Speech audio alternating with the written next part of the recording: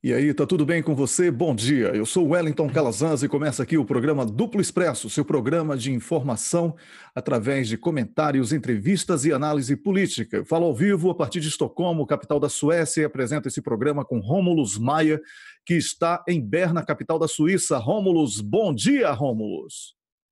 Bom dia, Wellington Calazans. Bom dia para você que está nos ouvindo no começo dessa semana. Hoje, dia 10 de dezembro de 2018, segunda-feira, a última semana do programa nesse ano. Nós voltamos na segunda semana de janeiro, mas a gente vai trabalhar muito nesse intervalo, escrevendo, né? Mantendo lá o debate, mas o programa, pelo menos, a gente precisa de uma folguinha, os comentaristas também, para a gente recarregar as energias com as nossas famílias, ter uma ceiazinha, como eu já falei, tentando ser um pouquinho mais, uma ceia um pouco mais digna do que a do ano passado, em que a gente ficou publicando literalmente quase na meia-noite de 24 para 25 de dezembro, de 31 de dezembro para 1º de janeiro. Logicamente que a gente vai ter que ter atenção, porque esse fim de ano é atípico, com a posse do novo governo, a tensão que a gente está observando, escalando entre os diferentes setores que formam o consórcio do Bolsonaro, mas de fato o programa dá pra gente dar uma pausazinha, né? Eu sei que a gente vai ficar morrendo de saudade, então eu estava falando que já tá com saudade antes mesmo da gente parar. Eu também vou ficar morrendo de saudade, esperamos que você que tá aí do outro lado sinta saudade também, mas em 2019 a gente volta para encher mais o saco ainda, né, Wellington Calazans? Com certeza, Rômulus, o lema mosca na sopa jamais irá morrer, né? Porque sempre vai ter um. Inclusive durante as férias, certamente vai aparecer aí alguma mosca interessante para incomodar, para a gente seguir e comentar também. Rômulus, a gente teve um programa ontem muito interessante aqui, um bate-papo muito produtivo, onde a gente falou também sobre os novos propósitos do Duplo Expresso para o ano 2019.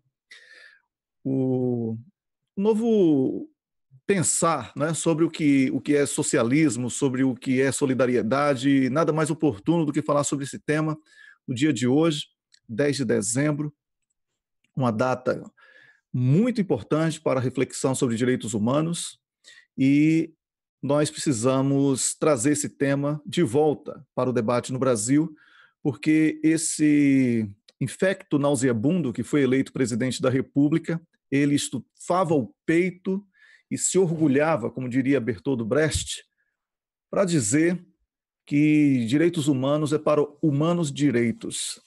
Quero lembrar a esse imbecil que o papel do Estado é oferecer bem-estar social às pessoas e proteger os cidadãos.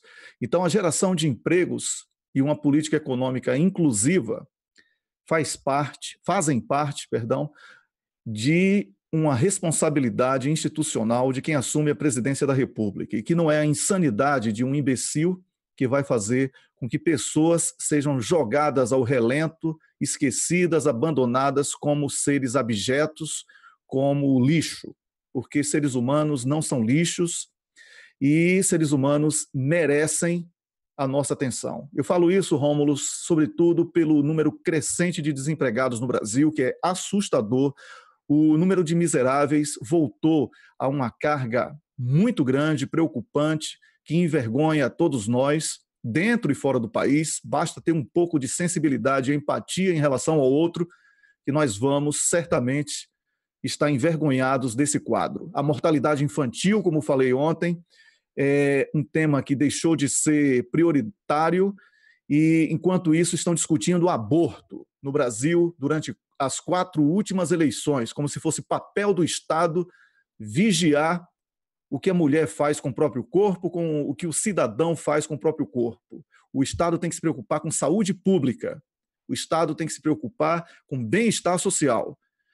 Então, esse Estado que hoje está se dizendo muito atento às questões voltadas para o aborto, deve se preocupar muito mais com a mortalidade infantil, que são seres humanos que já estão aí no planeta, né, nas ruas, nas favelas, abandonados e que precisam ser assistidos por esse Estado que jamais poderá, no caso específico do Brasil, esquecer que o Brasil é um país muito rico e que essa riqueza tem que ser revertida em igualdade social. Esse é minha primeira observação sobre esse dia, Rômulus. Wellington Calazans, eu ia falar em algum momento aqui hoje, mas você deu o gancho perfeito, falando que o Brasil é um país muito rico, para algo que eu discuti ontem com uma pessoa cara nossa lá, que nos acompanha praticamente diariamente, perdão, desculpa, nos acompanha quase que diariamente lá no Twitter, mas é uma pessoa que tem uma rejeição às Forças Armadas, né? Uma pessoa de esquerda, relembra sempre as coisas, os eventos trágicos da época da ditadura civil-militar, etc, etc. Então, ontem, conforme a gente dizia que nós não vamos tratar as Forças Armadas a priori em bloco e dizer que são todos entreguistas, mesmo porque estamos conversando com pessoas que nos garantem que não é o caso, a gente não coloca a mão no fogo, mas a gente está esperando para ver, inclusive querendo contribuir para uma ala nacionalista, se ela existir, prevalecer sobre a ala entreguista. Mas essa pessoa ficou, que normalmente curte, que a gente critica, mas ficou, quando a gente fez o programa ontem, ficou lá criticando a gente, tal, dizendo que a gente garantia que ia ter um contragolpe nacionalista e tal. Mas aí falando, aí ele botou um comentário aqui, Lamarca morreu lutando no Araguaia. Não é da... sim, porque eu mandei um... Ele falou, os militares são todos entreguistas. Aí eu mandei aquele vídeo, aquele vídeo que eu já tive a oportunidade de mostrar aqui. Estavam com essa discussão, dizer que o militar é todo entreguista. Aí eu coloquei, sim, este aqui, né, desse vídeo, é claramente um entreguista neoliberal. Coloquei aquele vídeo do coronel, que falou que previu 6 meses antes, ou quase um ano antes, que ia ter o acidente lá em Alcântara, que explodiu tudo, e falando que eram os Estados Unidos que iam explodir aquilo que não poderia. Quem quiser procurar, tá aqui só ir lá na minha timeline no Twitter vai encontrar. Eu já mostrei aqui no programa. Esse coronel reformado, claramente um nacionalista, alertando para isso. Aí ele falou, mas isso aí é uma exceção. Falou, Lamarca morreu lutando no Araguaia, não é da exceção, quase única que me refiro, falando do que eu mostrei. Eu falo da história dos militares de Sucupira, não dá para apagar, começa em Palmares, passa pela Balaiada, Sabinada, Canudos, Porongo, Contestado, Guerra do Paraguai, etc. Não sobra nada. Aí, Wellington, eu comentei o seguinte, cadê? Vamos lá, internet, eu vou ler. E o que você sugere para manter o território cheio de riquezas, cobiçado, como estamos vendo muito bem? Ciranda, abraço em volta do território nacional? Qual país soberano prescinde de forças armadas fortes? Quem sobrevive ao assédio dos Estados Unidos sem inteligência e sem forças armadas? Menos retórica, mais realismo. E aí ele me respondeu que não sabe, né? Eu perguntei, o que você sugere? Ele falou que não sabe. Pois é, minha gente, eu sei que tem essa questão, eu sei que é muito caro a certos militantes de esquerda, em especial parentes de quem sofreu tortura tempos atrás, mas é como a gente diz, a discussão sobre soberania, ela antecede a discussão sobre viés ideológico do país. Porque sem soberania, sem a capacidade de decidir autonomamente sobre os rumos político-econômicos do país, você não adianta ideologia, porque é um território, e quem vai mandar na ideologia de dentro é quem dá as ordens de fora. Você fala, mas tem golpista, tem pessoal conservador, tem pessoal que, até, sei lá, entreguista e tal, dentro das Forças Armadas. Mas o que você vai fazer? O que você pode botar no lugar? Tem como você constituir outro e botar no lugar? Não tem. Então a gente tem que tentar a interlocução com quem de melhor há nas Forças Armadas. Pode ser que você considere o que há de melhor lá não seja bom, mas é o que tem para hoje. É o que tem para hoje. Eu quero que essas pessoas deem uma alternativa, Wellington, para a gente resistir a um ataque híbrido. Uma das grandes barbaridades que o PT fez errado nessa suposta resistência ao golpe foi justamente nunca falar para sua militância que a gente estava sofrendo um ataque estrangeiro numa guerra híbrida, falar da concertação entre o Deep State americano, as empresas americanas. Nunca, eles sonegaram do povo essa informação. O presidente Lula, ele próprio, só falou disso já nos 49 do segundo tempo, antes de ser preso, assim, por um pouquinho, quando deu uma entrevista para Mônica Bergamo, sequer falou diretamente, fez uma ironia, falando da questão do prêmio, do Sérgio Moro ia para fora receber prêmio e ficava 2 semanas, que era esquisito, porque ele, quando ia, ficava um dia e voltava. Isso foi o máximo que a gente teve do PT. O PT não tem coragem de afrontar os Estados Unidos e as grandes empresas transnacionais que estão roubando nossas riquezas. E aí, esse pessoal, quando vê alguém que pode nos dar alguma chance de resistir, pode ser que não. Pode ser que não, mas é o que tem. Qual é a alternativa? Eu pergunto, qual é a alternativa? Por exemplo, eu vejo o pessoal aí sempre fala, não, quem tá certo é o Rui Costa Pimenta, que fala, né, das Forças Armadas e tal, que são entreguistas e tal. Mas eu quero saber a alternativa, eu quero saber a sugestão concreta para nós defendermos a riqueza do pré-sal, para nós defendermos a Amazônia, para nós defendermos o aquífero Guarani, para nós defendermos a Amazônia Azul da nossa costa. Eu quero saber qual é a alternativa. Wellington, nem para resistir à prisão do Lula, nós, no nosso coletivo, fomos capazes.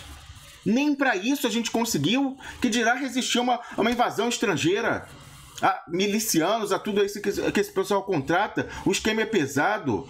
Eu quero entender. Então, eu estou garantindo que vai haver um contragolpe na sua lista? Não estou garantindo. Estou interessado e torcendo para que haja. Inclusive, estou mantendo contato sempre que eu posso com pessoas que têm interlocução com elementos das Forças Armadas, para que a gente possa, no mínimo que a gente puder, contribuir para isso. Agora, essas pessoas que ficam reclamando, eu quero que elas apresentem a alternativa, Wellington. A alternativa. A esquerda perdeu essa batalha por WO. Não chamou protesto, pelo contrário, desincentivou os protestos de quem queria protestar, mandou dispersar, entregou o Lula para cadeia, se desfez.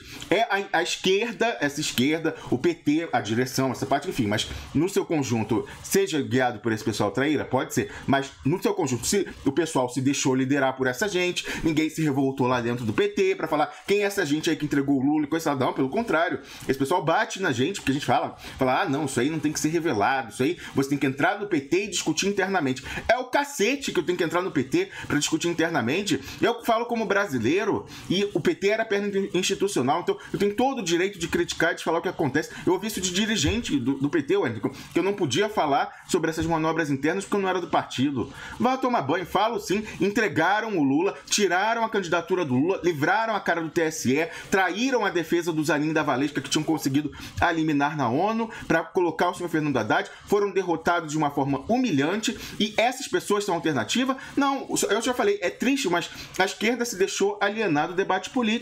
Então, agora, a última chance que a gente tem, que eu não estou dizendo que vai acontecer, mas é a última, é um contragolpe por dentro. Fora isso, acabou o Brasil. Wellington.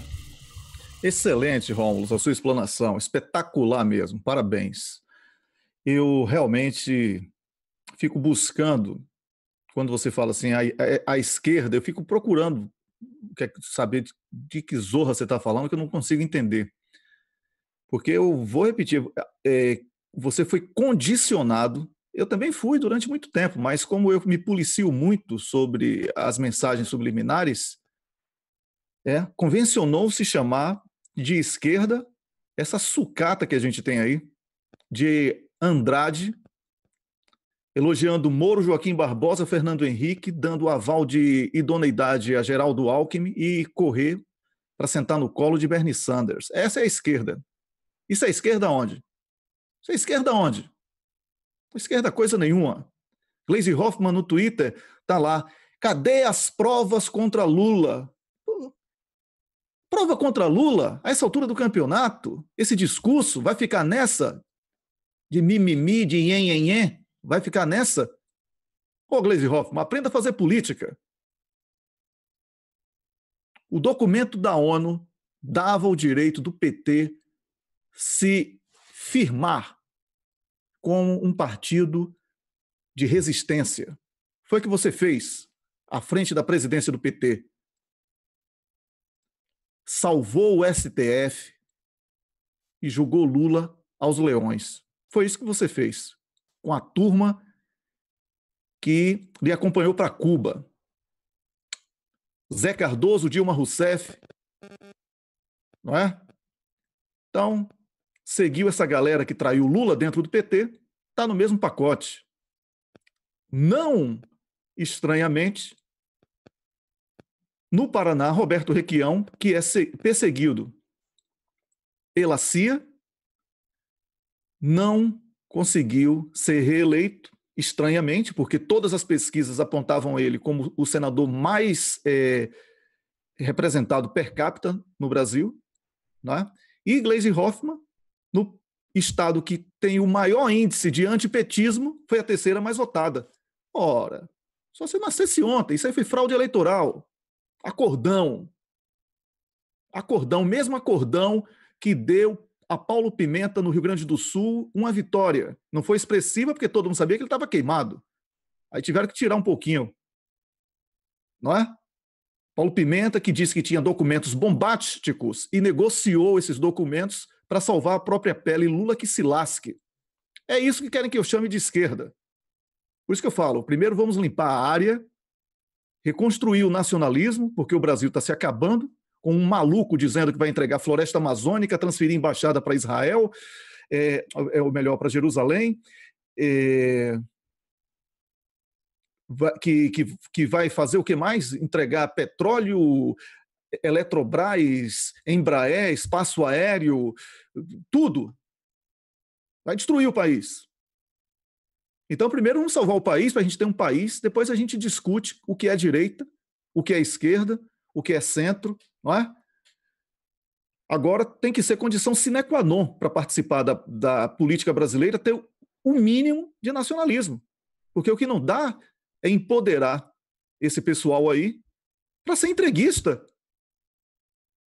e destruir o país como eles estão fazendo. A esquerda, a direita, o centro, não importa, o espectro.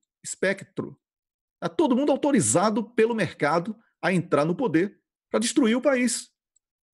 Então a gente resgata primeiro esse sentimento, traça imediatamente um plano, um projeto para que o Brasil seja um país digno, não é?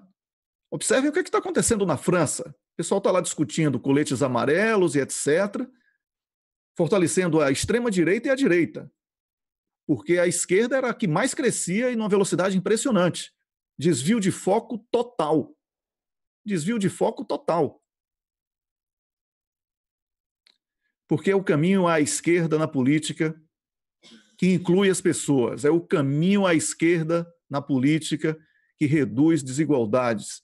É o caminho à esquerda na política que tem empatia com o outro, que defende direitos humanos, sim, porque isso é indispensável, e por isso o dia de hoje é um dia para reflexão, é o Dia Internacional dos Direitos Humanos, e é por isso que eu denuncio todos os dias de que a gente não tem esquerda e que é preciso resgatar primeiro o país e depois a gente discute espectro de atuação no campo político. Por enquanto, é tentar reconstruir o país sobre esses escombros pós-guerra híbrida a que fomos submetidos. Uma invasão norte-americana, a invasão dos piratas do petróleo e essa destruição do pouco que vinha sendo plantado como semente de inclusão social. É isso, Rômulus. É exatamente isso, Wellington Calazans. Eu estou muito interessado para ouvir o que o Paulão vai dizer hoje. O Paulão, que esse sim, sem sombra de dúvida, é um nacionalista, é alguém solidário, esse é de esquerda de verdade. Ele vem falar, ele propôs o tema, o Paulão, que é o Paulo César Ribeiro Lima, a gente chama carinhosamente de Paulão aqui no Duplo Expresso. Ele é especialista em Minas e Energia, PhD em Engenharia na área do petróleo. Ele propôs o tema A Visão Estratégica do Próximo Governo na área de Minas e Energia, com destaque para o refino. Eu quero saber o que ele achou da nomeação de um almirante de esquadra da Marinha do Brasil para o Ministério do Temer, para o Ministério do Bolsonaro, mais especificamente o Ministério de Minas e Energia, ou seja, o Ministério do Pré-Sal, sendo que esse almirante de esquadra era simplesmente a pessoa responsável pelo programa do submarino nuclear. Inclusive, a gente, quando saiu a nomeação, comentamos aqui uma entrevista muito interessante que ele deu, ainda no ano passado, louvando os méritos técnicos da Odebrecht, depois de toda essa destruição aí, falando que ela foi escolhida pela própria empresa francesa, falando de uma maneira muito laudatória com relação ao almirante Otton. Então, estou interessado para saber se o Paulão, ele já deve estar ouvindo a gente aí, como ele viu essa nomeação do almirante, está ajeitando a câmera dele, mas eu quero saber como que ele viu essa nomeação, se ele também nutre alguma esperança com relação a uma possível guinada nacionalista, ainda que improvável. Bom dia, Paulo César Ribeiro Lima. Deixa eu abrir aqui o microfone. A imagem do Paulão tá invertida, precisa dar uma olhada em o que está acontecendo, ele está deitado. Não, esse celular é complicado, eu viro a minha.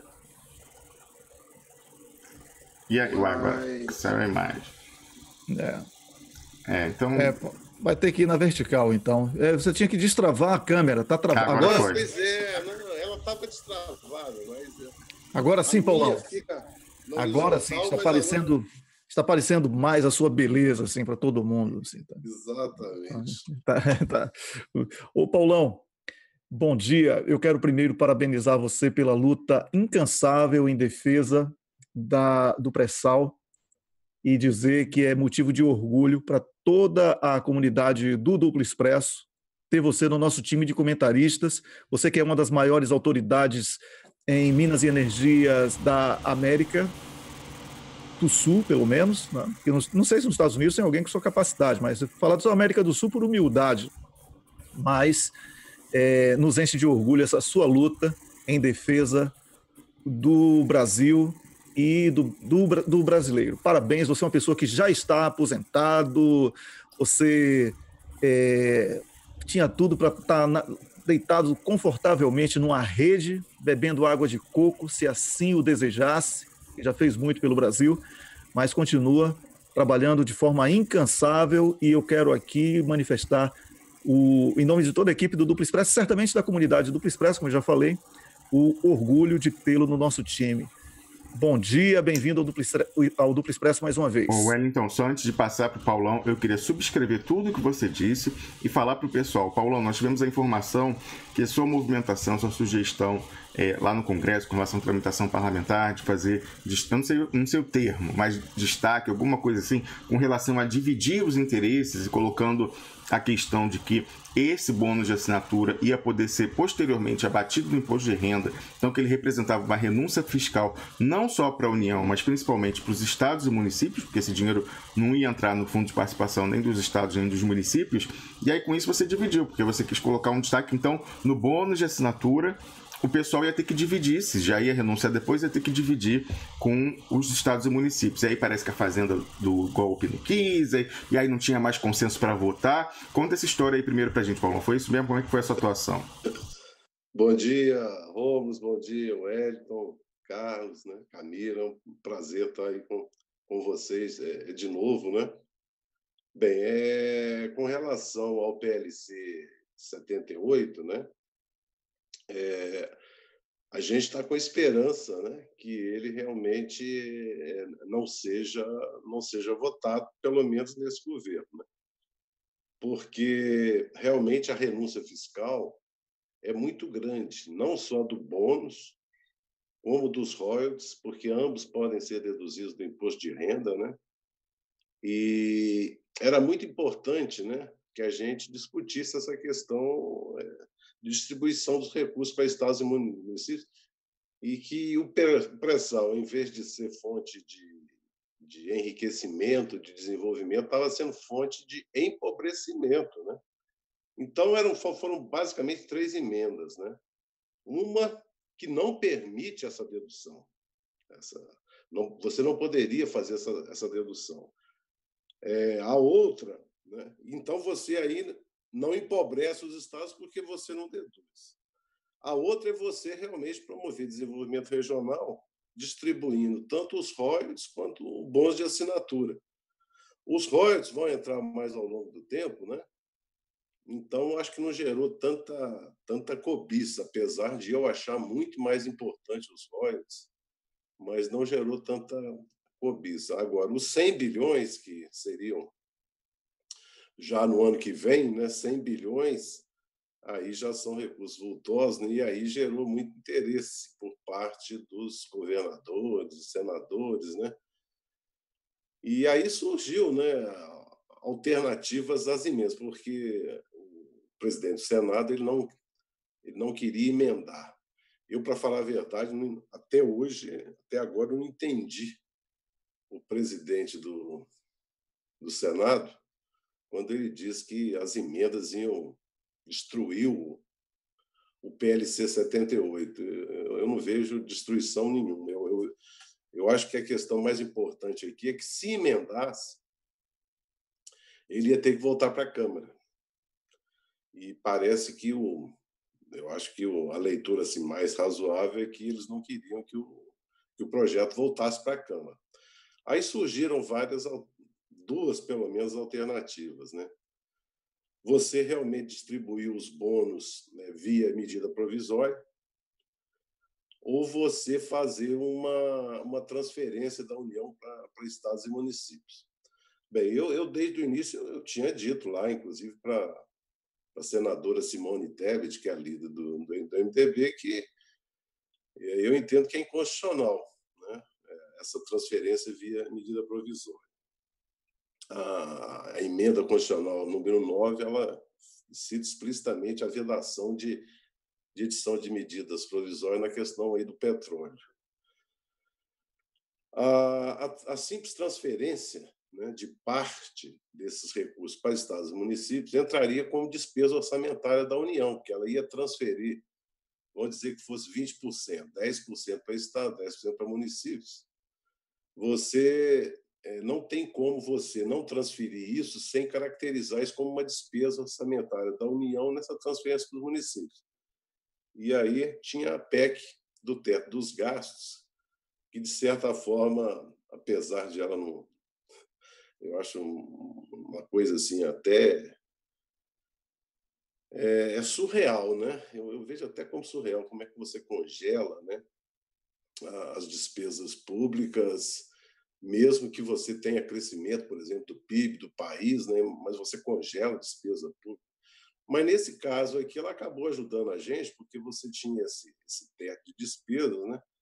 E aí os 20 bilhões não caberiam nesse teto. Então, a esperança, a expectativa é que não vote, né, que esse governo não vote, e que isso volte à discussão no Congresso Nacional o ano que vem, e aí de uma maneira, espero, mais democrática, né, que passe por comissões, que faça a discussão, que vejam todos os pontos, né, e não fique nesse atropelo, né, de aprova na Câmara sem passar por comissão, vai direto para plenário, requerimento de urgência, chega no Senado, requerimento de urgência, joga no plenário. E a gente realmente fez um esforço muito grande, né, junto aos senadores, né, para explicar, né, porque as pessoas não sabem o que eu estou falando aqui. Isso não aparece em nenhum jornal, né? Nenhum jornal vai dizer para a população brasileira que royalties são dedutíveis do imposto de renda, que bônus de assinatura são dedutíveis, que o pré-sal vai empobrecer as regiões mais pobres ainda, né? Que já são pobres, né? Empobrecer mais ainda. Quer dizer, esse tipo de informação, né, no Brasil não existe, porque a mídia no Brasil eu, quando eu fiz doutorado na Inglaterra, né, que eu acompanhei a eleição em 96, o John Major e o Tony Blair, né, que eu acompanhei a eleição, né, na Inglaterra e vi o nível de discussão, o nível de participação, o nível como a BBC e as outras empresas, como elas atuavam. Aí, de certa forma, caiu um pouco a minha ficha, né, que eu entendi por que é que o Brasil realmente, apesar de tão rico, né, de um povo tão generoso, tão trabalhador, com tantos recursos naturais, por que que a gente continua nessa situação?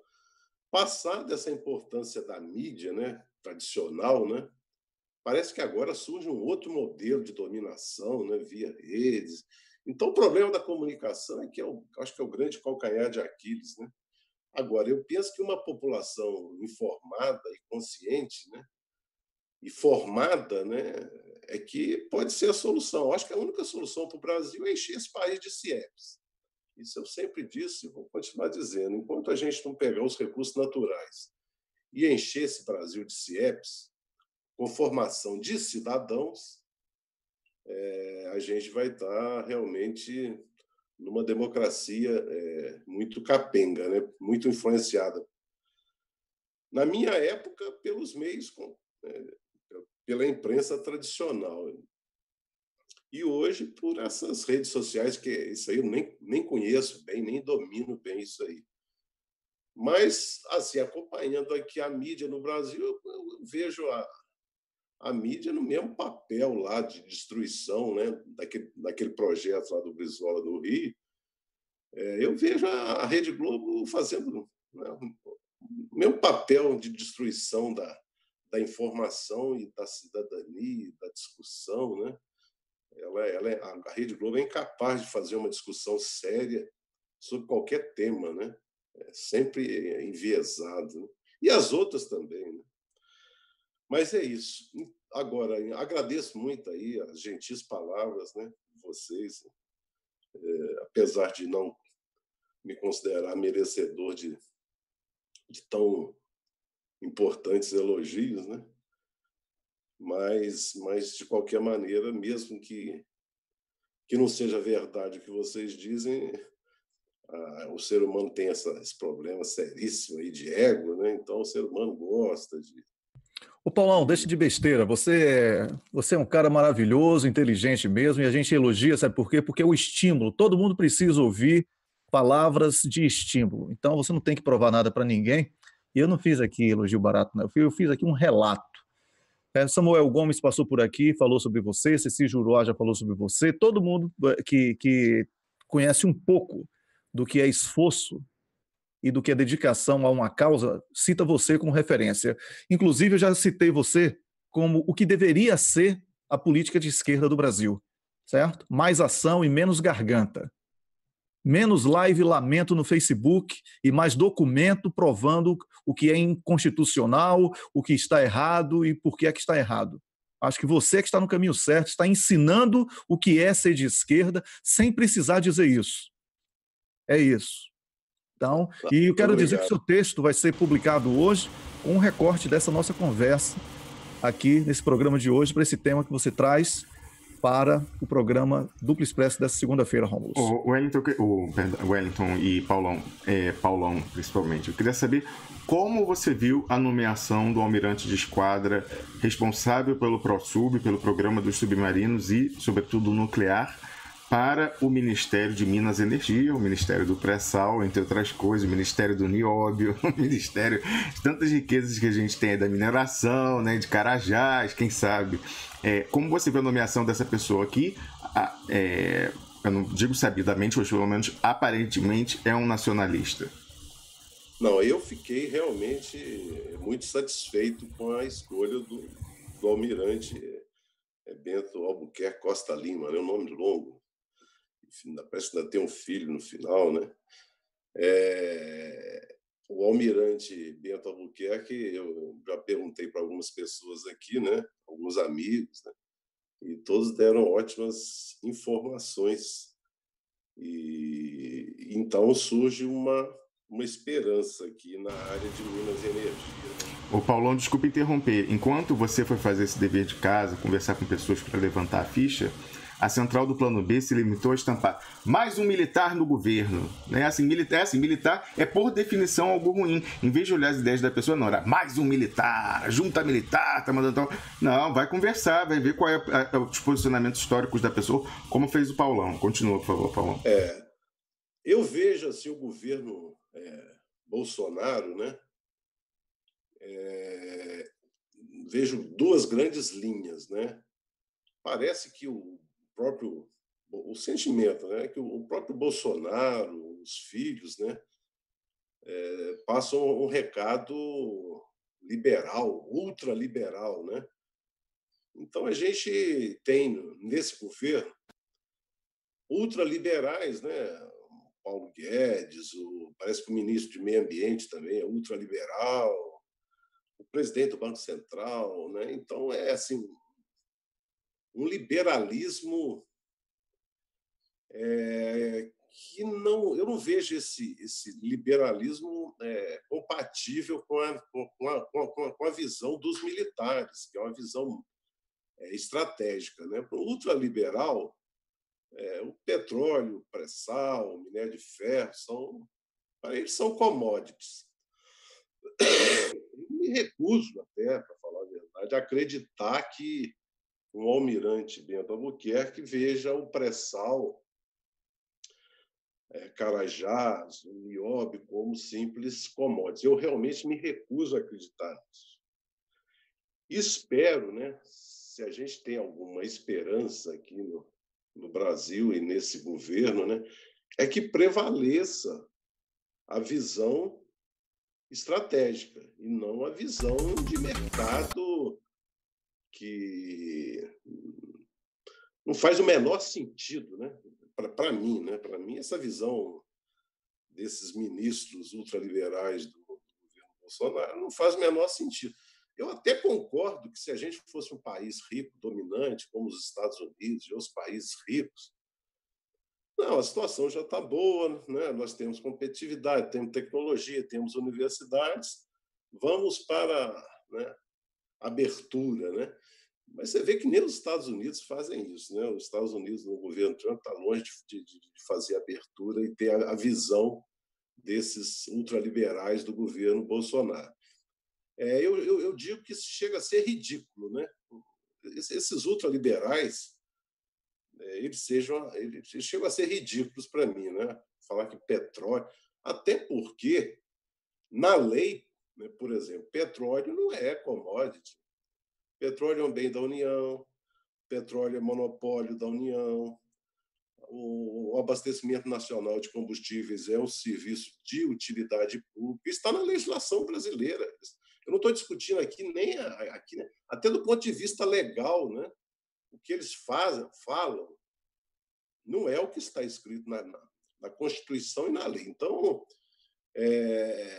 o que a gente espera, então, é que prevaleça a visão estratégica e que, pouco a pouco, essa visão estratégica se sobreponha à visão liberal do governo, porque eu penso aí que a gente tem pelo menos dois grandes polos aí, os militares e os ultraliberais.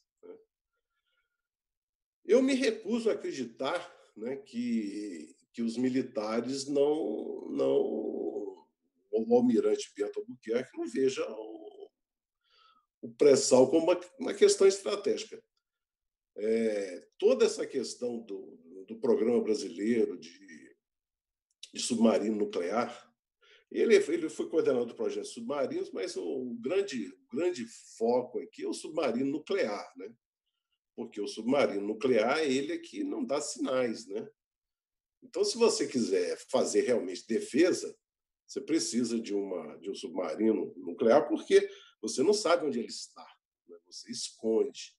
Quando o submarino é nuclear, ele vai usar outros combustíveis, ele vai dar sinais da presença dele. Então, a importância do submarino nuclear é conhecida por todos. E essa questão da Amazônia Azul, do submarino nuclear, do pré-sal, né?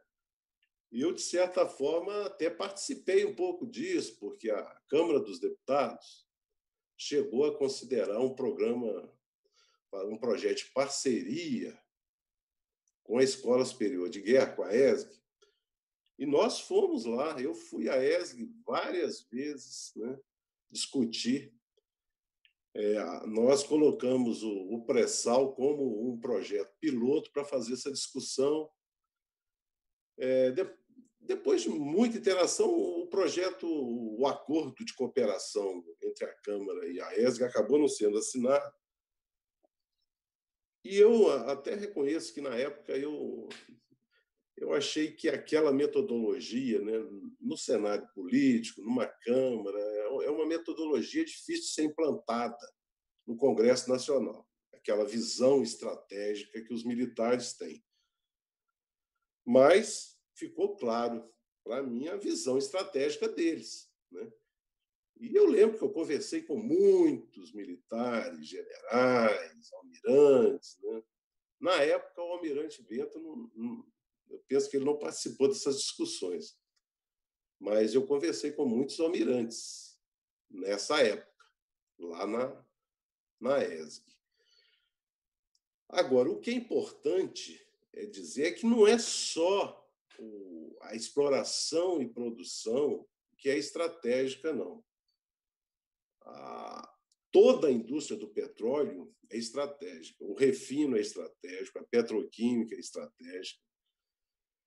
Só que a gente tem um problema aqui no Brasil, é que não há como negar que a gente tem um ministro da Economia ultraliberal que deve estar propondo maluquices aí, né? Então, eu vou pensar aqui numa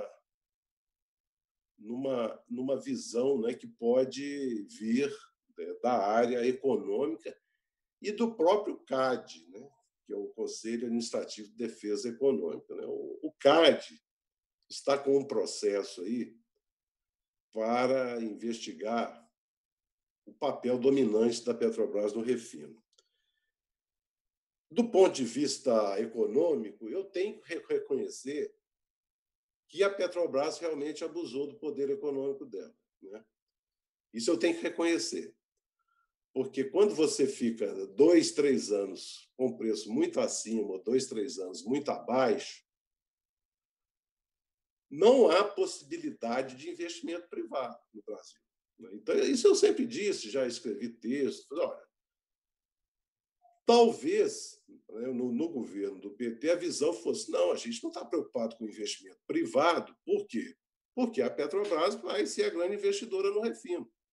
Então, tinha lá o Comperj, tinha lá Abreu e Lima, Prêmio 1 no Maranhão e Prêmio 2 no Ceará, que daria para o Brasil tranquilamente autossuficiência em refino. Ocorre que essa política de investimento em refino foi suspensa no próprio governo Dilma em razão da Lava Jato. Então, a gente tem que ser pé no chão, né? Nós não vamos imaginar que um governo que tem um ministro Paulo Guedes na área da economia vá defender o monopólio da Petrobras e a Petrobras como a grande e única investidora em refino no Brasil. Ô, Paulão, desculpa interromper você, eu queria só que você esclarecesse, foi alguma ordem judicial que mandou o governo Dilma parar com as obras do Comperj e de Abreu e Lima, ou foi uma autocontenção do governo da Dilma Rousseff? E, em segundo lugar, essa questão que você falava ainda agora, agora me deu um branco. Você está falando do Paulo Guedes. O que você achou da declaração do general Mourão, tempos atrás, quando ele foi entrevistado, falando que essa discussão sobre o fim do refino era incipiente, que isso tinha que ser debatido com muita calma, muito cuidado, mais para frente? Ele falou que não tinha clareza, né? Para ele não estava muito claro se as refinarias devem ser privatizadas. No momento aqui, a grande luta não é para investimentos da Petrobras em refino. Por quê? Porque no governo Dilma, já por decisão da própria presidenta, a Graça Foster, em razão da Lava Jato, de fato, a Lava Jato criou constrangimentos, né? Porque a dívida da Petrobras estava muito alta, foram detectados gravíssimos problemas de corrupção, né?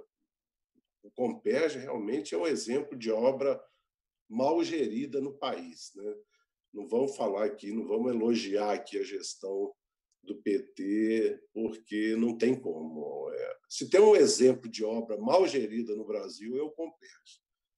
E eu não falo aqui, não, eu analisei. Eu analisei a gestão do Comperj. Depois, se quiser, faça até um programa sobre o Comperj, porque eu analisei aquilo detalhadamente. Então, as empresas com dificuldade, a Lava Jato, os problemas de corrupção, de má gestão, e aí as obras foram paralisadas. E paralisadas com 80%. Surge agora a esperança com a CNPC, que é a grande estatal chinesa, né, para fazer os investimentos e terminar a obra do Comperj. Mas o Brasil vai precisar de investimento em refino, inclusive o segundo trem da Abreu e Lima, e a própria Prêmio 1 e Prêmio 2, que eu sempre fui defensor da Prêmio 1 e Prêmio 2. Eu acho investimento em refino importantíssimo. Mas nesse governo Bolsonaro, com esse ministro da Economia, a gente, infelizmente,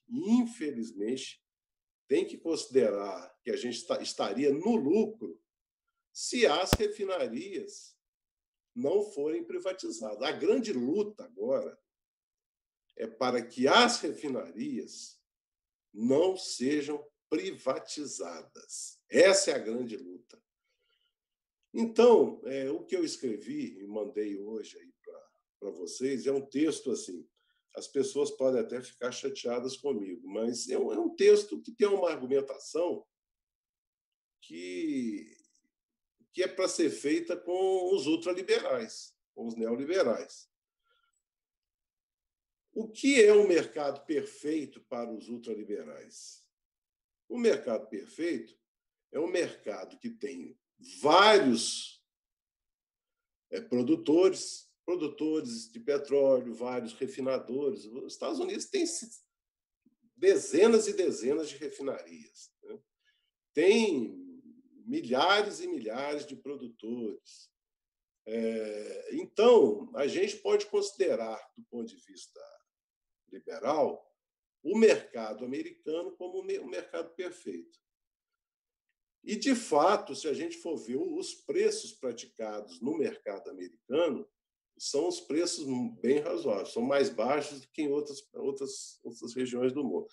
Então, o preço dos Estados Unidos seria o preço do mercado perfeito. Mesmo sendo o preço do mercado perfeito, o simples fato de o combustível no Brasil estar atrelado ao dólar e ao preço do petróleo, num país pobre como o nosso, é complicado. Porque você tem volatilidades altíssimas do câmbio e o próprio petróleo tem volatilidades no preço. Se você combina essas duas, fica difícil para o povo brasileiro lidar com isso. Mas isso é muito simples de ser resolvido, né? Você faz médias móveis, você pega o preço, né, médio e pratica, né, no período seguinte esse preço médio, de maneira que não há risco nenhum para os investidores privados. Eles vão receber o preço do mercado perfeito apenas, né, amortecido, né? Você vai apenas reduzir a volatilidade, mas você garante a eles o preço do mercado perfeito. Então, qual que é a proposta? Não vamos privatizar, vamos deixar um agente dominante. A Petrobras hoje tem 98,4% do refino no Brasil. Então, a Petrobras, para a gente ter no Brasil um mercado perfeito, primeira coisa, não pode ser o modelo que o governo, que o regime Temer estava implantando, que é o seguinte: eu crio uma subsidiária do Nordeste e essa subsidiária tem todos os terminais, todos os dutos, toda a refinaria da região Nordeste. Aí eu crio uma subsidiária no Sul que tem todos os terminais, todos os dutos e todas as refinarias do Sul. Aí você cria um monopolista na região Nordeste e um monopolista na região Sul. Isso não faz o menor sentido.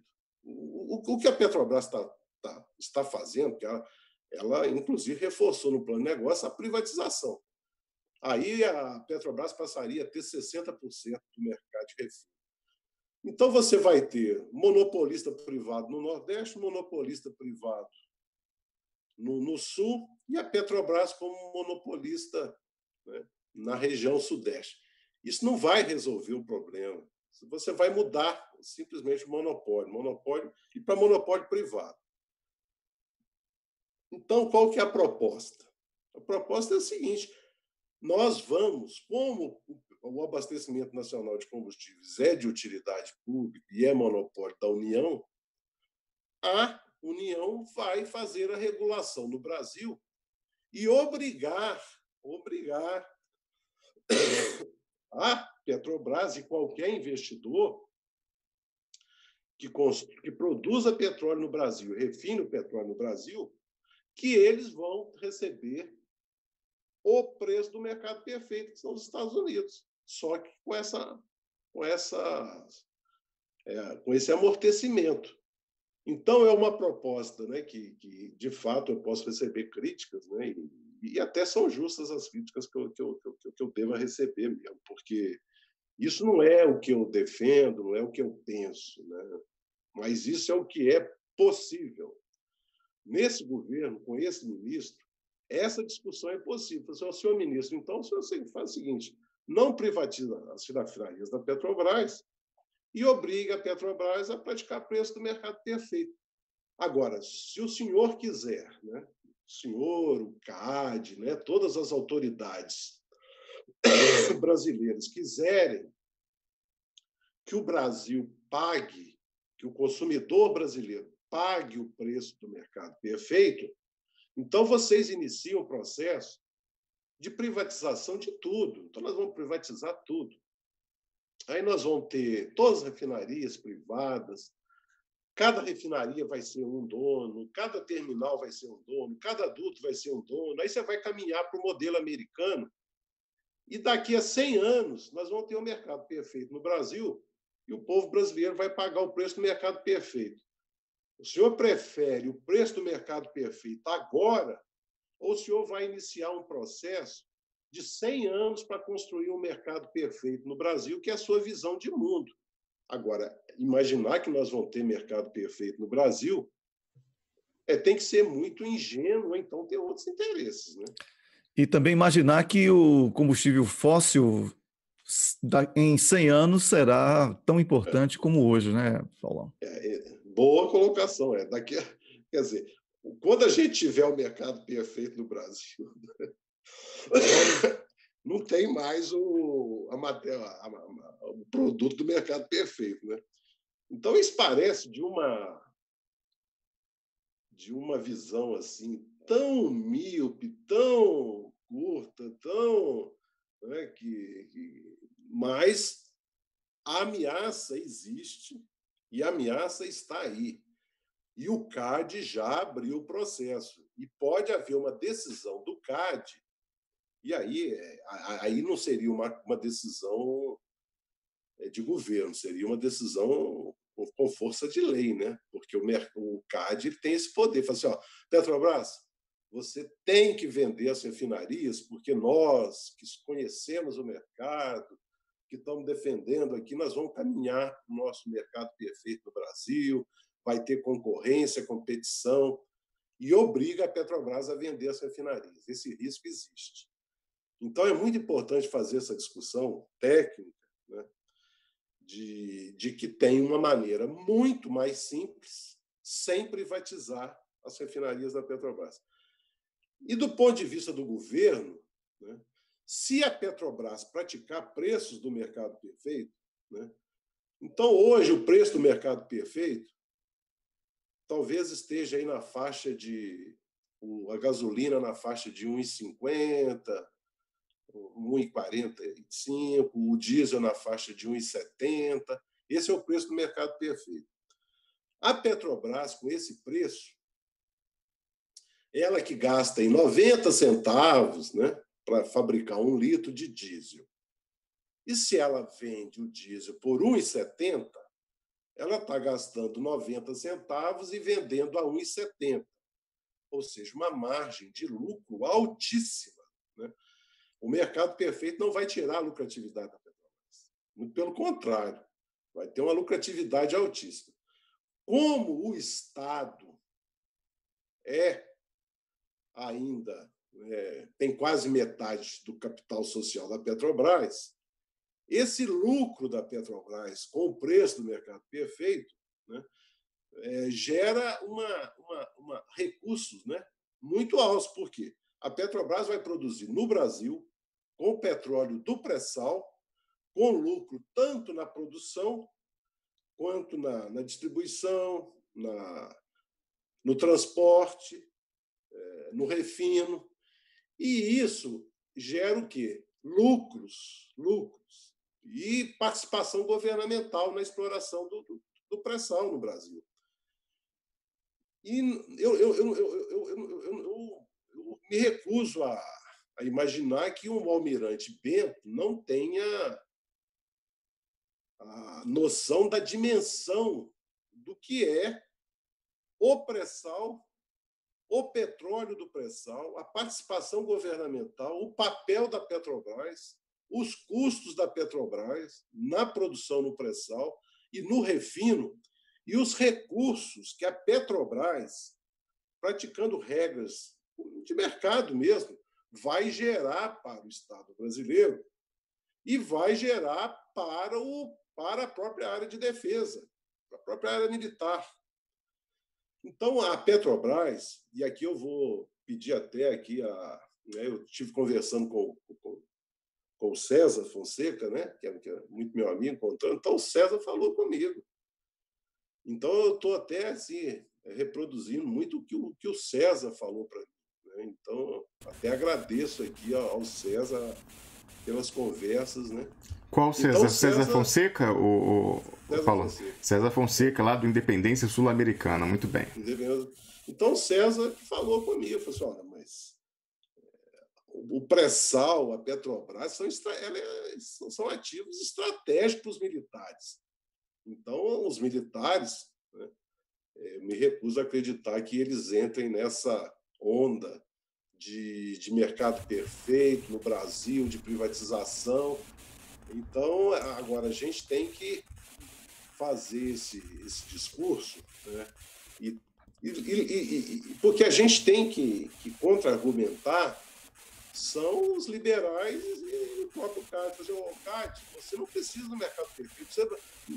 Por favor, pelo amor de Deus, não obrigue a Petrobras a vender refinaria.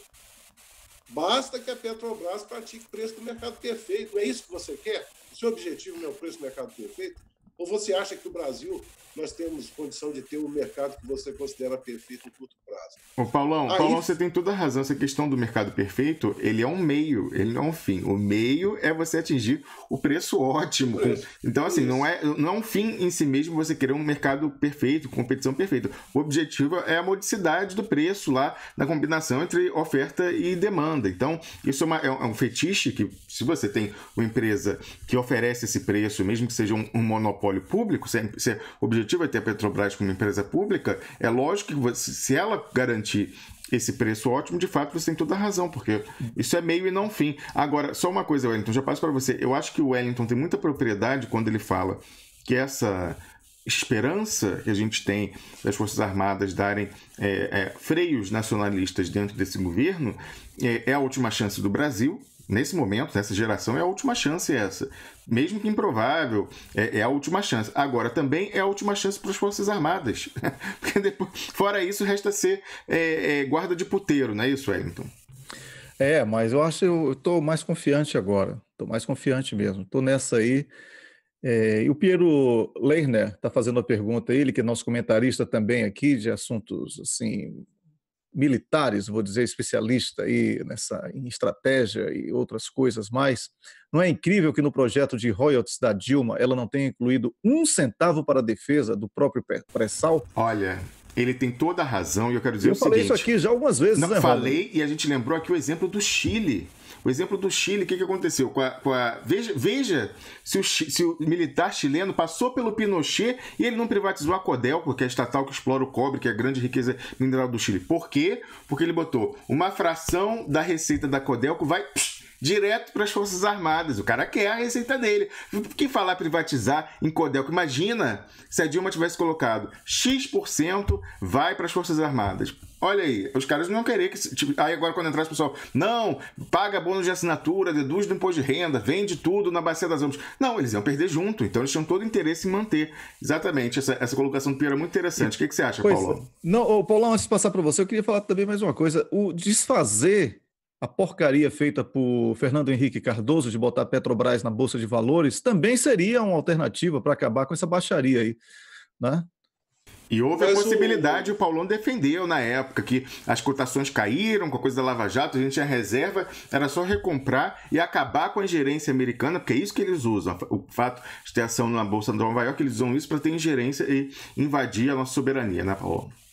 Não, primeiro, parabenizar aí pelo comentário, né? Isso mesmo, né? A gente realmente faltou visão estratégica lá de ter recursos para a segurança nacional, defesa nacional. Agora, eu tenho uma visão visão mais pragmática, né? Se no suposto governo de esquerda, né, as ações da Petrobras não foram recompradas na Bolsa de Valores de Nova York, a gente imaginar que um Paulo Guedes, que um governo que tem um ministro, Paulo Guedes, como ministro da Economia, que isso vai acontecer, eu acho isso, não vejo probabilidade disso ocorrer, apesar de eu realmente ter sugerido e ter até lutado no governo para que fizesse essa recompra, né? Mas eu não acredito que ela possa realmente ocorrer nesse governo, a não ser que realmente mude, né? Que a gente saia, paulatinamente, a gente saia, né, da visão ultraliberal para a visão estratégica dos militares, né? Que é a grande esperança nossa, né? A minha grande esperança é essa, que essa ala liberal vá perdendo força e a área e a visão estratégica vá ganhando força ao longo desse governo. Ou mesmo que seja no curto prazo, ótimo. Aí realmente surge até essa possibilidade, mas no momento eu não acredito que um Paulo Guedes, enquanto ministro da Economia, se a gente falar isso para ele, realmente acho que não vai reverberar, né? Mas não vai ser ele, não. Ele ali é apenas mais um boneco de ventríloco que foi agrupado para ficar dentro do cercado que foi criado para facilitar o domínio. Ele, Moro, que não é mais juiz agora e pode ser um desempregado caso o Bolsonaro perca, nem assuma, né, já que está correndo esse risco, tudo isso é muito estratégico. Estamos falando de estratégia, estamos falando de projeto de país. E isso tudo envolve pegar os inimigos e agrupá-los no mesmo cercadinho para facilitar o domínio. É assim que se trabalha em estratégia de guerra. E estamos sob uma guerra híbrida, como todos os especialistas que passam aqui no Duplo Expresso comentam. Paulão, eu quero agradecer a você por hoje, espetacular o seu comentário para variar, né? É até redundante falar isso. Vou começar agora sim, viu, Rômulo? Vamos agora ter mais um comentário espetacular do Paulão, porque sempre é assim, aí depois a gente agradece. Paulão, obrigado mais uma vez. Só antes de encerrar, eu queria dizer o seguinte, ó, eu estou conversando aqui com algumas pessoas e falando dessa questão que é a última chance para o Brasil, mas também a última chance para as Forças Armadas. Algumas pessoas falaram, talvez alimentar essa expectativa seja a nova cenourinha, que o pessoal fala, não, vai ter uma guinada nacionalista, aguenta firme aí. Mas é o seguinte, dia 1º, menos de um mês, 20 dias agora, as cartas estão na mesa. Se entrar e continuar o desmonte do Estado, aí acabou. Então, mesmo que seja uma ilusão, a ilusão vai durar aí 3 semanas, porque a gente vai descobrir em 1º de janeiro. É isso aí. Paulão, um grande abraço, Paulão. Agradecer muito aí, viu? Rômulo, o Hélio, o Carlos aí, muito obrigado aí a todos, né? Ao pessoal que ouve a gente aí. Uma ótima semana para vocês aí, viu? E tudo de bom aí. Igualmente. Vamos segurar essa onda aí para virar o ano com essa esperança, né? Valeu, Paulão. Felicidades para você. Conversamos aqui com o nosso comentarista. Ele é o especialista em Minas e Energia, PhD em Engenharia na área do petróleo, Paulo César Ribeiro Lima, que comentou a visão estratégica do próximo governo na área de Minas e Energia, com destaque para o refino, que é de fundamental importância para essa dependência que o Brasil tem do transporte rodoviário, sobretudo, hein, Rômulus? Não só o transporte, Wellington, como a gente também tem que começar a fazer os nossos próprios, como chama? O fertilizantes, nossos fertilizantes nitrogenados. Isso é fundamental. Hoje o nosso fertilizante é quase todo importado. É um absurdo isso. Eu conversava com o Gustavo Galvão, ele se interessa muito sobre essa parte da agricultura e da competitividade na agricultura. Ele falava que nos Estados Unidos eles têm uma rede enorme de gasodutos. E aí, com isso, eles conseguem, perto de cada fazenda, tem uma malha cobrindo todo o território, pelo menos toda a área agricultável, e eles conseguem jogar amônia direto no solo, que é o mais eficiente. No Brasil, como a gente não tem essa rede de gasodutos, a gente usa ureia. A amônia ela é líquido, ela entra líquida e penetra, tem um aproveitamento muito melhor pelas plantas, que elas precisam de nitrogênio na raiz. No Brasil, a gente usa ureia, que é a forma física, que é muito pior, porque ela vai ter que ser metabolizada pelos micro-organismos no solo, aí vai virar nitrito, que depois vai virar nitrato e tal. Enfim, e isso, mesmo assim, essa ureia sólida, ela é importada e é um objetivo. Esse ataque ao pré-sal e ao petróleo é um ataque à soberania brasileira, não só diretamente no roubo do petróleo, mas impedindo que a nossa agricultura deslanche e possa fornecer alimento para o mundo inteiro. Gosto muito de conversar sobre isso com o Gustavo, falando, tem uma tecnologia, eu acho que já falei aqui, mas que a Embrapa desenvolveu nos últimos anos, de culturas associadas, que é você fazer a soja, o milho, capim, o gado e o eucalipto, que é um rendimento que, primeiro, que ele recupera, aí você fala, vai desmatar. Não vai desmatar. Se você pegar o que tem de pasto no Brasil degradado, de produção baixíssima, e converter esses pastos nessa cultura que ela recupera o solo, está lá estragado, é usada essa modalidade para você recuperar o solo. Você botando isso, a produtividade que você tem, como a gente tem sol o ano inteiro e água, não, é imbatível. Nos Estados Unidos a gente só tem uma safra por ano, porque aqui a gente dá para você fazer quatro coisas ao mesmo tempo, e é isso que eles querem impedir, Wellington, que nós somos competidores dos caras. E é por isso que é incrível a gente ver a miopia do agronegócio e tal, o pessoal se aliando com lava-jato. Os caras são agentes dos seus inimigos, dos seus concorrentes, gente. Como assim? Vamos acordar, né? Espero que esse pessoal acorde, Wellington Calazans. É isso aí, Rômulo Maia. Daqui a pouquinho a gente vai ter a Ceci Juruá, a qualquer momento ela entra aí para conversar com a gente. O comentário da Ceci Juruá de hoje vai ser a desnacionalização da cultura política no Brasil, e a gente aguarda com muita ansiedade, porque certamente nós vamos ter mais um grande comentário aqui da Ceci Juruá, que é também um dos comentários mais esperados aqui no Duplo Expresso pelo nosso público, Rômulo. Ontem apresentamos o programa Duplo Expresso de domingo. Falamos sobre diversos temas relevantes, falamos sobre a questão do nacionalismo, falamos também sobre essa grande novidade, não é? A imprensa que tapou os olhos para todos os absurdos ditos por Bolsonaro ao longo da sua trajetória, que culminou com a chegada à presidência da República. É essa mesma imprensa que finge que não sabia que Bolsonaro era corrupto. Então, eu quero saber agora se os militares que estão, na verdade, comandando o país hoje e pela via das urnas, ainda que seja por eleições fraudulentas, porque não temos como auditar, então, se não há auditoria, não há transparência, e se não há transparência, a eleição não pode ser considerada uma eleição justa e livre.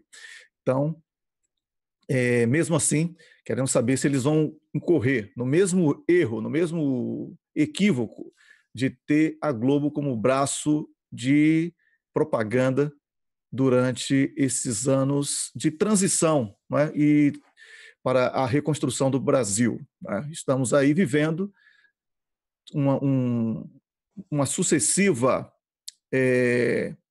quebra de expectativa de políticas inclusivas no Brasil e um sério risco de ver o Brasil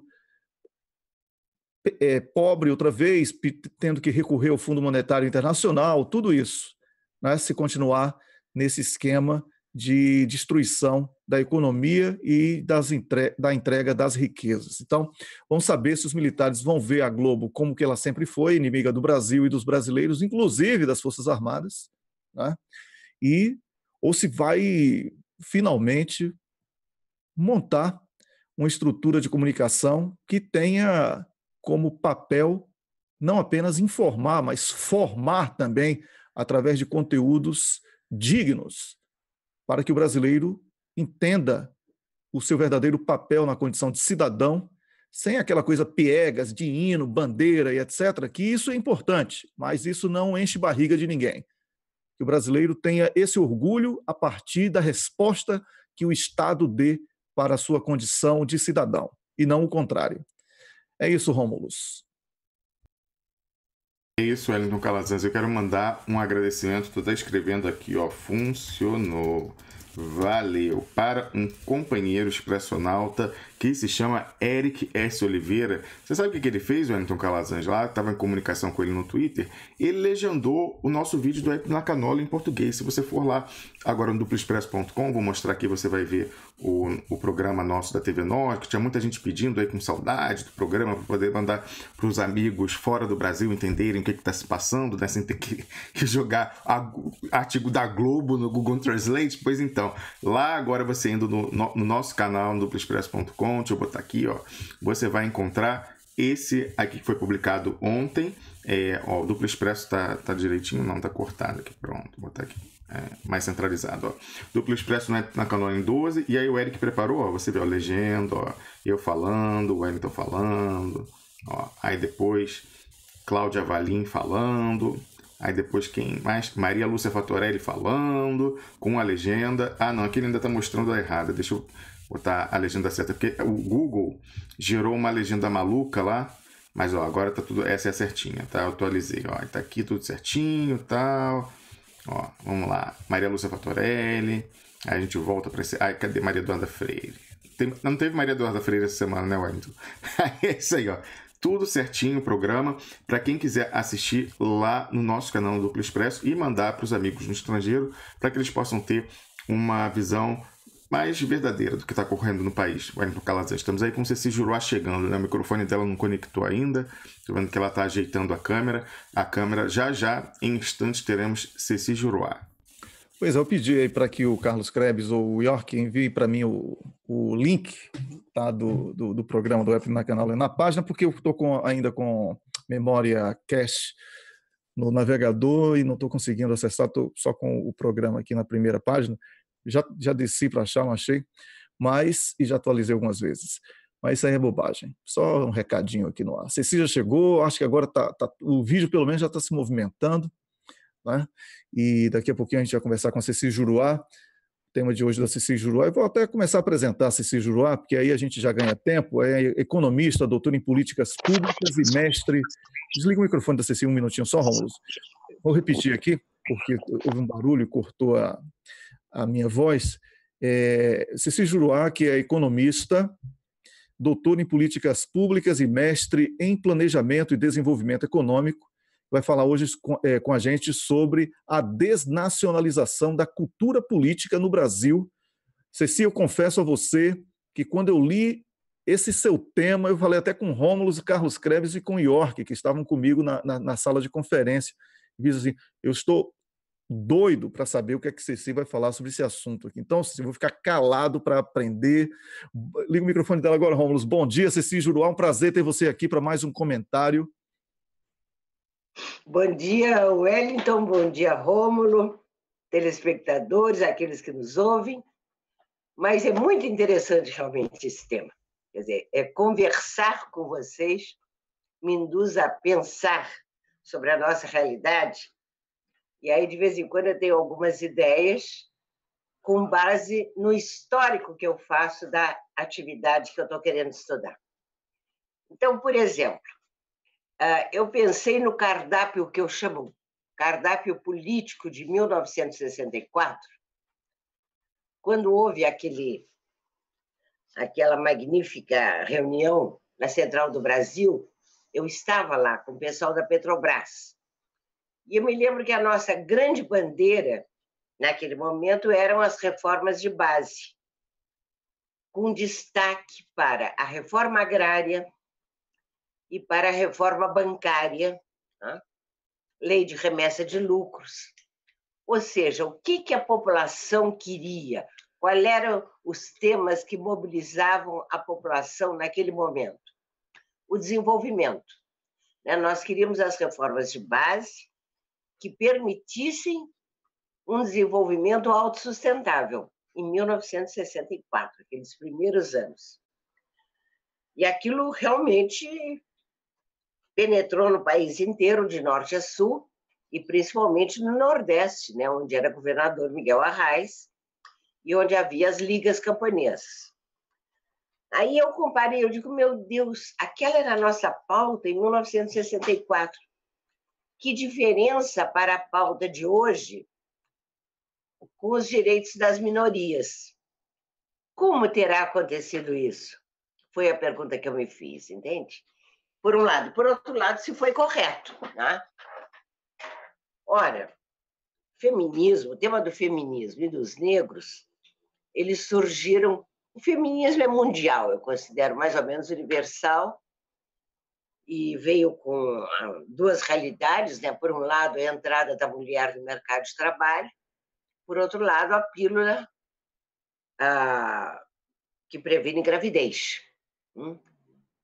Agora, o outro tema foi o direito dos negros, e esse foi muito provocado pela realidade norte-americana,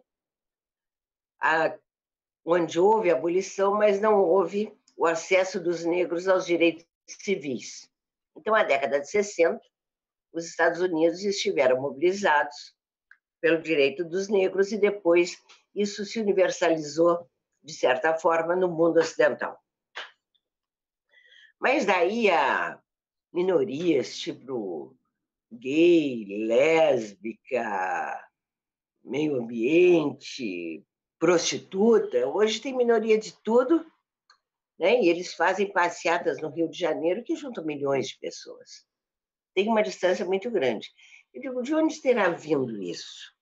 Assim, porque foi de repente, foi na década de 90 que essas bandeiras começaram a mobilizar pessoas e os governos começaram a fazer rapidamente reformas para atender essas bandeiras minoritárias.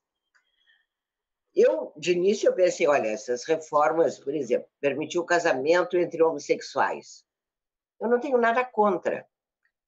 Mas para o conjunto da sociedade e para aqueles segmentos mais conservadores, eu admito que seja um choque. Desde quando? Porque quando se faz política, não se pensa só nos próprios argumentos. O que é muito importante em política é você entender como os outros pensam, como eles vão reagir, não é, às questões que você coloca.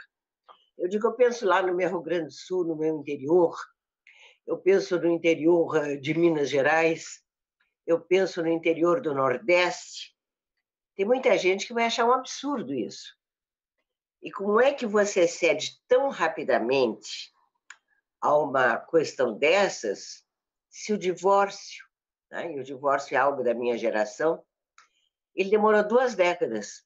Eu me lembro do Nelson Carneiro levantando a bandeira do divórcio nos anos 1950. E foi só lá em 1970 que o divórcio passou como lei, e aí passou tranquilamente, e a sociedade aceitou tranquilamente. Eu acho que essas bandeiras minoritárias elas foram muito rápidas. Quer dizer, foram desfraudadas rapidamente, mobilizaram pessoas rapidamente, foram atendidas pelos poderes públicos rapidamente. E porque foi rápido demais, existe muita resistência, claro. Quer dizer, certos segmentos que elegeram o atual presidente no Brasil e que estão atrelados a certos ramos, né, da igreja evangélico-pentecostal do Brasil, eles reagem muito. Eu acho que tem razão, porque são mudanças profundas, entende? Em questões sociais que dizem respeito a todos os cidadãos. Eu defenderia que essas reformas fossem feitas de maneira mais vagarosa. Isso por um lado, de maneira que as pessoas pudessem discutir, pudessem refletir, pudessem discutir entre elas, e que quando a decisão fosse tomada, fosse uma decisão com o apoio da maioria. Eu sempre aprendi, quer dizer, em ciência política, que democracia é o governo da maioria. Tá? Agora que criaram esses direitos das minorias. E aí eu digo, por que aconteceu, como aconteceu e quais as consequências disso? E aí pensei no outro lado, na economia política, né, que diz que uma sociedade ela se movimenta através de contradições. Né? A dinâmica social entende-se através das contradições da sociedade. Fui reler alguma literatura antiga E eles dizem o seguinte: existem contradições no seio do povo e existem contradições entre o povo e seus inimigos. As contradições no seio do povo, a principal delas é a luta de classes. E a contradição entre o povo e seus inimigos é a contradição entre uma nação e o seu povo e o imperialismo. Agora, Marx, que é o autor com outros, né, dessa questão, disso que nós chamamos materialismo dialético, ele não recebeu uma mensagem divina quanto às contradições. Isso é fruto de raciocínio de muitos anos, de muitos estudos e muitas observações sobre a sociedade capitalista da época. Quando Marx formula a questão da luta de classes, né, ele formula com base nas relações sociais de produção. O que ele observou na época? Que havia uma luta entre trabalhadores e capitalistas em torno da parcela do excedente econômico que caberia a cada um deles. Por isso que ele determinou a luta de classe é o principal embate. Saiu agora. Saiu. Não, estamos ouvindo, Cecília. O Wellington cortou a imagem dele, mas continuamos no ar, está tudo certinho. Pode prosseguir. Okay. Mas já aproveitando essa interrupção, eu queria perguntar para você, não sei se você vai abordar isso, que no marxismo clássico a gente tem aquela tendência internacionalizante da luta e a visão de que o nacionalismo é uma ideologia burguesa. Como você vê isso? A nossa luta hoje, eu concordo com você, todo o valor disso, da questão da luta de classes, mas como você vê essa questão para a esquerda de uma perspectiva internacionalizante da luta versus a nossa luta de emancipação anti-imperialista, nós que fomos colônia, em alguma medida ainda somos, que temos que lutar primeiramente pela soberania nacional? Isso, quer dizer, eu vejo, né, quer dizer, existem várias correntes à esquerda, várias correntes à direita, e eu procuro não ser religiosa nem dogmática em questão política, né? Eu procuro me orientar por uma análise concreta, que eu acho que é essa questão do excedente. Então, as correntes trotskistas no Brasil e outros que apontam a luta de classes como o principal motor, a principal questão da sociedade brasileira, eu acho que essa gente não está certa. Não está certa por quê? Porque no Brasil, o excedente vai basicamente para o exterior há muito tempo. Como é que o excedente é remetido ao exterior? Era através do comércio exterior, através da relação de trocas, da troca desigual, que foi muito estudada por muitos economistas europeus, principalmente, né?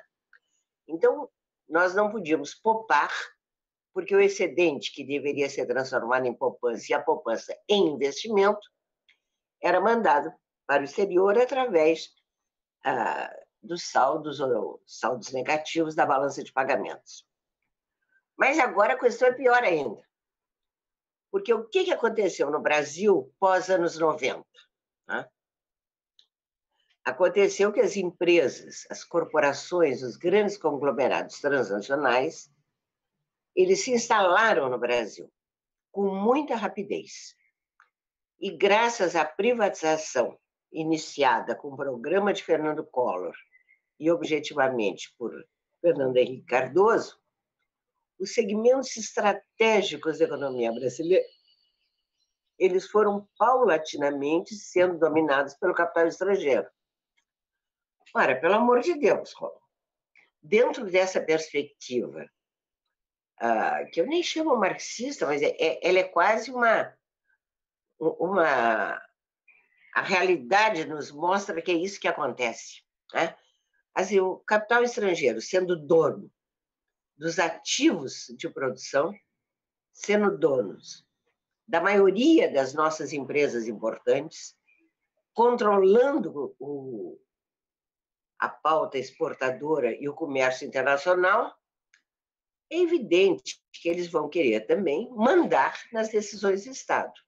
Nós sabemos que o Estado é estratégico para as empresas, na medida em que ele define leis, né?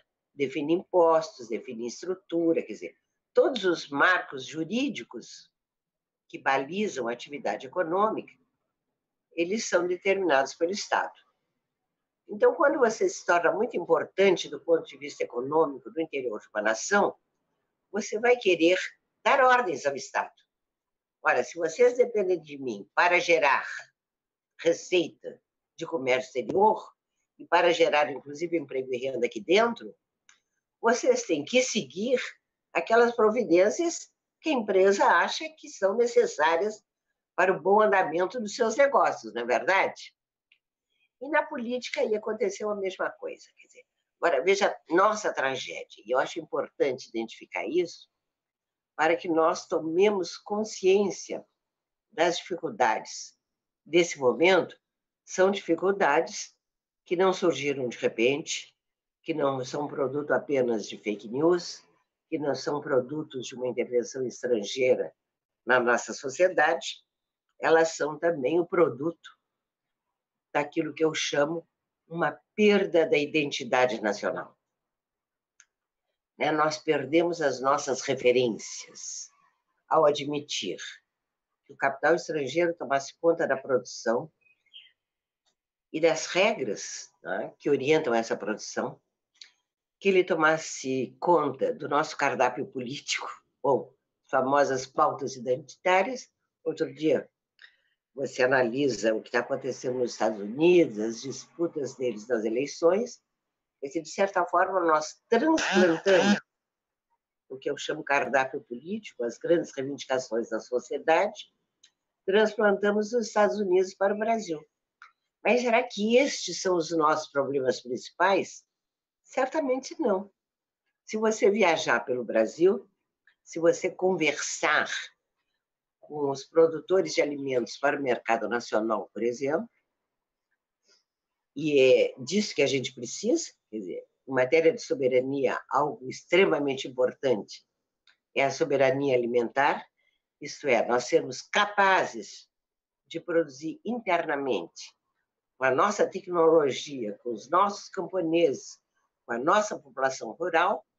Um país do tamanho do Brasil, ele tem que produzir todos os alimentos que são básicos e importantes para a sua população. Então, o que eles querem é a questão da terra, a reforma agrária. Está precisando de terra, está precisando de mais gente do campo, está precisando de pequena propriedade, né? Não se vive de dólar, nem de euro, nem da moeda chinesa. Quer dizer, não adianta ficar dependente só de exportações, o mercado comercial, o mercado internacional é uma realidade insegura, porque a história nos mostra que quando algum produto está dando muito lucro e o preço está alto, aqueles que manejam o mercado internacional, eles desenvolvem essa cultura em 3 outros países, isso faz os preços baixarem, porque tem que ter conhecimento de história. Então, nós não prestamos mais atenção ao nosso povo, às necessidades do nosso povo. Parece-me que o governo federal, basicamente, né, e aqueles que fazem política nacional, eles há algum tempo, eles não conversam com aqueles que eu denomino são a população do Brasil profundo, o Brasil dos rincões, o Brasil real, aquele que traz na alma o amor à pátria, o amor à terra, né? Por exemplo, a questão dos médicos, né? A Dilma fez muito bem quando apelou aos médicos cubanos, porque nós sabemos que é verdade que os brasileiros não querem ir trabalhar no interior. E os médicos têm razão, os médicos nacionais que não querem ir para o interior, porque não há condições de exercer uma boa medicina no interior. Você não tem hospitais, você não tem estrada, você não tem transporte. É difícil no nosso interior. Existem abismos, de matéria de qualidade de vida entre São Paulo, Rio, Belo Horizonte e as pequenas cidades, seja do Nordeste ou de Mato Grosso, ou até do Rio Grande do Sul e Paraná. Tem um desequilíbrio muito grande. A questão das desigualdades regionais, que, no meu entender, os militares abordaram muitíssimo bem. Eu me lembro que foi Geisel que unificou o salário mínimo nacional igual para todas as regiões, isso foi perfeito. Isso estimulou as pessoas que queriam um conforto de vida maior, que queriam melhores condições de vida, a ir para o exterior. Se eu vivo mal no Rio de Janeiro e São Paulo com o salário mínimo, eu vou viver numa cidade do interior, que eu vivo melhor com o mesmo salário, que é o que as empresas estão pagando. Eu me lembro que quando nós fizemos o sistema tarifário de energia, né, houve a preocupação em atacar as desigualdades regionais, fazendo tarifas, né, iguais, de maneira que as regiões mais ricas subsidiassem os custos de produção e de transporte das regiões mais pobres, e tudo isso foi abandonado, né, a partir dos anos 90, com a internacionalização. Então, nós trocamos nossas pautas, nós trocamos o nosso cardápio político por um cardápio político que não era o nosso.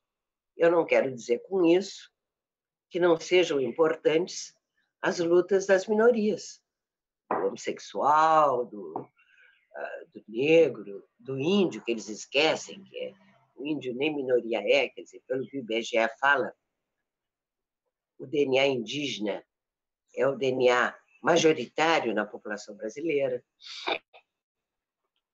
E aí nós nos afastamos do brasileiro, né? Quer dizer, isso eu chamo de perda de identidade nacional. Tem outros aspectos da desnacionalização da cultura que são estudados há muito tempo. Eu entrei na faculdade nos anos 60 e já naquele momento a UNE e o movimento estudantil levantava a bandeira da desnacionalização. Não sei se você tomou contato com isso, mas era a cultura em geral. A pasta de dente, as palavras, a mídia, o cinema, entende? Cinema é impressionante. O Brasil, as cidades do interior não tem um cinema, não tem um centro de cultura. Eu estou gripada, a minha voz deve estar diferente hoje. Ô, Ceci, não é um privilégio seu, não, viu? Eu acho que essa gripe, pela primeira vez, é um caráter internacional aí. É uma gripe de caráter internacional. Ceci, já que eu interrompi você, você deu essa tosse estratégica aí para a gente poder lhe interromper, muito obrigado. Eu queria dizer que nós temos denunciado aqui, muitas vezes no Duplo Expresso, que essas pautas que nós chamamos aqui de pautas identitárias, elas têm substituído o que verdadeiramente importa nesse momento no Brasil, que é a política econômica que está sendo dilacerada, o que vai fazer de uma forma muito célere fazer com que o brasileiro perca a identidade não só cultural, mas é esse nacionalismo que você mencionou aí, a identidade nacional como um todo. E por isso, nós aqui acreditamos que esse tipo de bandeira, que a gente chama aqui a pauta das bandeirinhas, só possa ser discutido quando resgatarmos o Brasil, sobre esse escombro pós-guerra híbrida, que você colocou tão bem nos seus 2 últimos comentários aqui no Duplo Expresso, que inclusive viraram aula, referência hoje para o que é o entendimento do que é essa guerra híbrida. É isso, Ceci. Ótimo, e eu fico muito contente, quer dizer, eu acho vocês muito lúcidos realmente, entende? Talvez até o fato de viver em outro país, isso influencie, porque aqui no Brasil, né, eu não posso dizer que isso é responsabilidade do PT, do PSDB, etc. e tal. Eu não sou uma pessoa que gosta de jogar a culpa nos outros, né? Eu acho que nós temos que tomar consciência que é responsabilidade de todos, porque eu não escuto um professor falar sobre isso, eu leio todos os nossos jornais. Claro, aqui, olha, meu neto, eu estou em Brasília hoje, estou com meu neto assim maravilhoso aqui na minha frente, me escutando, é um menino de 13 anos, tá? E eu peço para ele me aconselhar, ele me orientar, ele está dizendo, olha, meu professor fala disso. Mas são, assim, vozes isoladas, né? Você não tem na academia grandes nomes que eu conheça estudando isso. Fala-se muito da desnacionalização no sentido geral, mas a desnacionalização econômica, a desnacionalização do cardápio ou da pauta política, eu não escuto falar. Eu vejo que quando estourou o conflito político interno, digamos, a maioria dos intelectuais brasileiros procuraram relacionar isto com a questão nacional interna, ou seja, as elites, a Casa Grande. Né? E eu já fiquei desconfiada, eu digo, gente, não é possível, a Casa Grande Senzala nunca foi maioria no Brasil. A Casa Grande Senzala sempre ficou restrita ao litoral, e depois a Minas Gerais, na questão do ouro.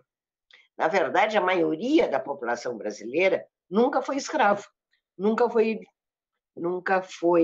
trabalhou no açúcar, no fumo, na coleta do ouro, do algodão, que eram as atividades, depois do café, que eram as atividades que absorveram escravos. A maioria da população brasileira sempre foi livre, isso é muito importante. Né? Daí o sentimento de liberdade nosso e a procura por liberdade não vem na Revolução Francesa, quer dizer, vem de 4 séculos de vida livre. Os índios se recusaram a ser escravos, né? E como a terra é muito grande, eles puderam não se deixar escravizar, a grande maioria fugiu, foi para o interior, abandonou o litoral. E depois, quando os escravos foram direcionados para as minas, isso absorveu uma grande quantidade da mão de obra escrava, esses homens livres que vagavam por aí, eles se aproximaram das fazendas e fizeram diferentes contratos de trabalho, que nós chamamos parcerias. Né? Eram os agregados, eram os meeiros. Quando eu tinha 18 anos, a principal bandeira no campo era justamente a questão dos meeiros e das parcerias, que queriam a propriedade da terra. Porque os contratos, com o tempo, eles foram ficando cada vez mais ferozes, cada vez mais contrários ao trabalhador. Ceci, no caso... Desculpa interromper, mas no caso, uma atividade que sempre teve historicamente o trabalho livre nos tempos coloniais era a pecuária, que afinal era necessária para alimentar essas atividades em que não se gerava a subsistência. Então, a carne, então, de fato, é importante esse resgate que você faz, porque a gente tende a focar muito na exportação que a gente fazia de matérias agrícolas e também a questão da mineração, onde sim se utilizava o trabalho escravo, como todos nós estudamos, mas de fato havia diversas atividades, havia o homem livre, pobre livre, inclusive, que trabalhava nessas modalidades, né, Ceci? Ceci, eu vou interromper rapidinho aqui, tanto você como o Rômulus, e vou me despedir do público. Eu peço desculpas porque eu tenho que sair antes da sua conclusão, mas eu vou ficar ouvindo. É porque hoje é o dia de renovar minha carteira de identidade aqui, então eu tenho que sair correndo para não perder o horário, tá? Então... Ok. Boa sorte. Olha, bom Natal e Ano Novo. Nós não nos vemos mais. É verdade, Ceci. Olha só, é a última semana do seu comentário esse ano. Eu quero desejar a você boas festas e quero dizer que, ao longo desse ano, foi uma das grandes conquistas profissionais do Duplo Expresso ter você no nosso time de comentaristas e que você nos enche de orgulho por estar aqui na nossa equipe com a sua inteligência. Você, uma mulher tão dedicada às causas nacionalistas e que tem um amor assim incondicional pelo Brasil, consegue contagiar de maneira positiva a todos nós e nos sentimos muito estimulados quando você vem aqui comentar e emprestar um pouco da sua inteligência, da sua sabedoria, da sua experiência de vida, para que possamos continuar firmes nessa luta de ativismo, mas que é levada com muito profissionalismo aqui por toda a equipe. Muito obrigado, Ceci. Boas festas para você e sua família. Igualmente, Hector. Até o ano que vem. Felicidades. Muito bem, Ceci. Vamos prosseguir então com esse resgate que você fez dos homens livres brasileiros durante o período colonial. E foi na pecuária, você tem razão, entende? O Celso Furtado toca muito nisso. E também os tropeiros, Rômulus, né? Todo o transporte até a chegada da ferrovia era feito por tropeiros, com mulas, né? E aí você tinha uma atividade grande de criação do gado, das mulas, essa energia, que era uma energia animal, que através da qual se movimentavam as cargas para que chegassem não só aos portos de exportação, mas também aos centros de consumo, e qualquer outra atividade não voltada para exportação. Porque, na verdade, o escravo, como era caro, né, ele precisava de financiamento, ele precisava de moeda, divisa, ele ficou muito restrito às culturas de exportação. Todas as demais culturas, e eram muitas, né? O Mircea Buescu estudou isso bastante, agora o professor também, Jorge Caldeira, de São Paulo, também está estudando isso. Todas as demais culturas eram feitas por brasileiros, e no final do século XVIII para o início do século XIX, pelo que se sabe hoje, na verdade, a taxa de crescimento da produção para o mercado interno foi muito maior do que a taxa de produção das mercadorias exportáveis. Tá? Eu que não sabia, mas agora todos aceitam de certa forma, inclusive quando Jorge Caldeira, em livros que eu acho muito bonitos, que você não tinha moeda, praticamente. Você tinha livros contábeis, me deve tanto, adianto tanto, entende? E você fazia muita parceria também. Olha, eu vou fazer uma procura do ouro, né? No século XVIII foi a procura do ouro. Eles juntavam cada um seus homens de confiança, seus índios, seus mulatos, e depois eles combinavam uma divisão de lucros, e tudo na base da palavra. Né? E a parceria é um pouco isso, né? A parceria é a base da palavra, os contratos vieram depois, mas eles não eram. Naquela altura você não tinha os cartórios, você não tinha o tabelião, você não tinha todo o aparato jurídico que nós temos hoje regulando a atividade privada. Agora você vê, quer dizer, que coisa, né? Quer dizer, com tanto a fazer em termos de Brasil, né? Com tantas preocupações do homem comum brasileiro. Ele abre a televisão e vê que no Rio de Janeiro 3 milhões de pessoas se mobilizaram numa passeata LGBT. O que ele deve pensar? Essa gente é maluca. Eu estou aqui sem emprego, meu filho está com problema de droga, não estou com os livros necessários, meu problema de saúde, de hospital, de remédio, e esse pessoal no Rio de Janeiro, aquelas praias bonitas, fazendo passeata de 3 milhões de pessoas por questão de homossexualismo, que é, na verdade, algo justo, mas que também nós nunca perseguimos, nunca foi proibido. Não foi preciso levantar a bandeira identitária para que os homens e as mulheres pudessem ser homossexuais. Quem queria, quem era realmente, sempre adotou essa vida e tinha amigos, era aceito na sociedade. O Brasil não era um país que perseguisse as minorias homossexuais, pelo menos que eu me lembre. Olha que eu estou lá nos 70, entende? Quer dizer, eu nunca vi essa perseguição. Claro que uma outra pessoa, você não pode querer num país de 200 milhões de habitantes que não haja 10 vozes distoantes. Você não vai querer que todo mundo pense igual. Até porque, eu digo, é um terror uma sociedade que pensa igual. Essa sim, é uma sociedade fascista, entende? Nazista, onde inclusive as pessoas são obrigadas a serem intolerantes e a seguir a voz do Estado. O Brasil não, o Brasil primou pela liberdade. O Brasil primou pela diversidade. E, portanto, o povo brasileiro aprendeu historicamente a ser tolerante com os diferentes. E não só a ser tolerante, mas a conviver com os diferentes. Minha visão histórica do que eu vivi, eu que vim lá do Rio Grande do Sul, de uma cidade do interior, tá? E depois vim para o Rio de Janeiro, São Paulo, Paris, mas, quer dizer, pude observar bem essas transformações. E, então, me parece que na política, o PT, inclusive, a universidade, inclusive, né, as questões reais que dramatizam a vida da maioria dos brasileiros foram esquecidas, foram deixadas de lado, e a população tem razão em se sentir abandonada.